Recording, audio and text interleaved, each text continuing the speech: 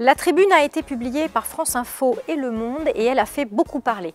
Près de 200 personnalités ont signé un texte pour s'opposer à l'élevage intensif en France et dénoncer l'immobilisme de l'État face à des dérives dans les abattoirs. Une opération pilotée par l'association L214 qui milite pour l'abolition de l'élevage à grands coups d'images choc. Des acteurs et des célébrités comme Lambert Wilson, Mélanie Laurent, Stéphane Bern ou Isabelle Adjani ont signé ce texte. C'est habituel, c'est peu surprenant et c'est probablement porté de très bonnes intentions. Mais d'autres choses sont plus surprenantes autour de cette tribune et de cette dénonciation de l'élevage beaucoup plus globalement, et notamment des soutiens incongrus apportés à L214 et à son action. D'abord, celle du boucher médiatique Hugo Desnoyers, qui a été jusqu'à signer ce texte. Ensuite, le soutien de la Confédération paysanne, un syndicat agricole qui est très à gauche et qui va bientôt organiser une conférence avec L214.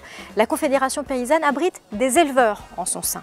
Et puis, il y a aussi ce soutien inattendu du patron de Danone, Emmanuel Faber. Lui, il dit qu'on a besoin de lanceurs d'alerte comme L214. Cette position d'Emmanuel Faber a fait vraiment grincer des dents dans le monde laitier où on a signé déjà de longue date des chartes de bonnes pratiques de l'élevage.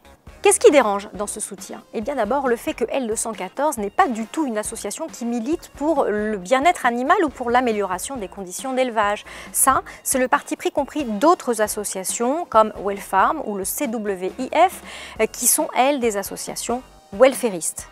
L214 est beaucoup plus radical. Ces militants veulent carrément la fin totale de l'élevage, que ce soit pour la viande, le lait ou les œufs. Quand on est boucher, fabricant de produits laitiers ou éleveur, pactiser avec L214 est un jeu très dangereux. Dans un premier temps, certes, on a l'air beaucoup plus vertueux que les autres et en termes de marketing, ça peut payer.